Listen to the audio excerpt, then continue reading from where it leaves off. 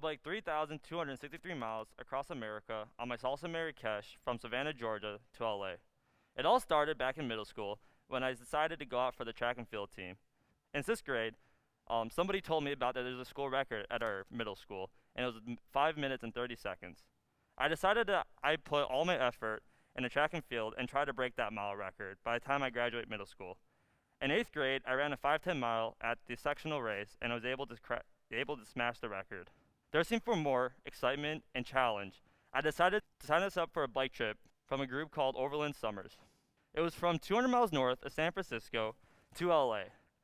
That's really started and ignited my passion for bike touring. I wanted to do something more and something more excitement that was a lot more challenging, that was a longer duration than just 3 weeks. Decided to sign up for the American Challenge that the Overland has, which is from Savannah, Georgia to LA. During the 6 weeks, we biked an average of 85 miles a day. During these 6 weeks, I spent a lot of time and made a lot of close friends with 12 of my campers and 2 of my counselors. For 6 weeks, we camped, stayed in hostels, and stayed in hotels. For 6 weeks, it averaged around 90 degrees outside. And for 6 weeks, we had fun. During this trip, I learned 3 very exciting and important things about my life and how I want to live my life from now on. The number one was to create a flow and a routine in my life so that I can get through every day getting the things that I want to get done. The second one was to challenge myself in new ways so that I could grow and learn from those challenges. And the third was to let all the little things go past that I can't keep in my control and just keep living life.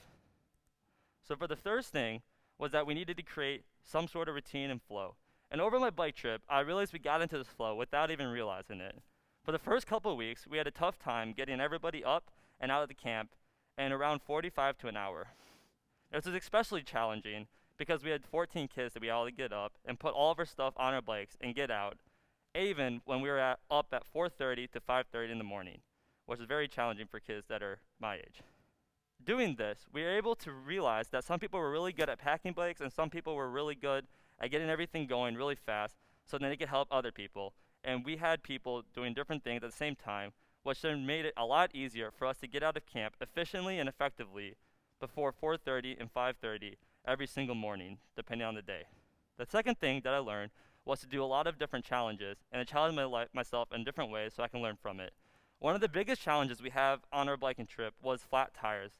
As you can see, the road was not the best, and we were always on the shoulder of some busy highway with different cars that might have had screws, nails, glass over the sides, and stuff like that, which would puncture our tires extremely hard, even though our tires had Kevlar inner linings. When I first got my first tire, we're in the middle of Arkansas, and I didn't really know what to do with myself because my bike was fully packed, as you can see, and it was weighed around 50 pounds. So I needed my counselor to come help me lift up my bike and not flip it over, which was what I was used to doing. We had to take off the tire, change out the inner tube, put the tire back on, and then put it back on my bike without flipping my bike over or putting it down in any way.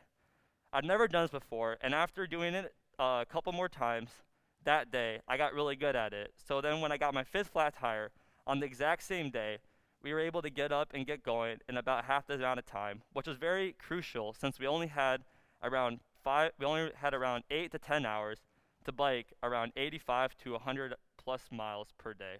The third thing that I realized about my life was that I needed to let it go, the little things that I was not easily able to control. One of the ways that we had to do this on our bike trip was when we were biking in Oklahoma. We were about 30 to 40 miles into the day, and it was around 10 a.m. when we got hit by the 35-mile headwinds, which made us go from 12 miles per hour to 6 miles per hour. That day, we had to bike 90 miles, and we were only around 1/3 of the way there, and we really couldn't have made it.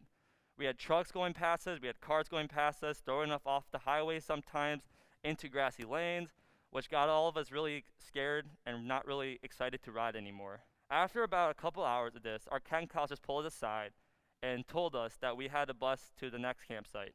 We were all very saddened, and we all wanted to do and get to LA biking the whole way through without any assistance or support from any kind, like a bus, transportation, or any of that. We wanted to do all of it by biking. After going through that, we all kind of realized that we needed to let that little thing go past, that there would be a lot of things on the trip in our lives eventually that we could not simply control, By doing this, we were able to keep going without anybody getting hurt because we all knew that if we kept going, somebody would probably have broken a leg or got seriously injured, which would affect us a lot more. Over the course of the bike trip, I learned three important things about my life. And I know that I'm only 18 and I have not lived a lot of my life like how a lot of other people in the high school have. However, I hope to use these three things as kind of an anchor point for my life so I can learn and develop into new habits and grow even more as a person, which I hope for all of you to do the same. Thank you.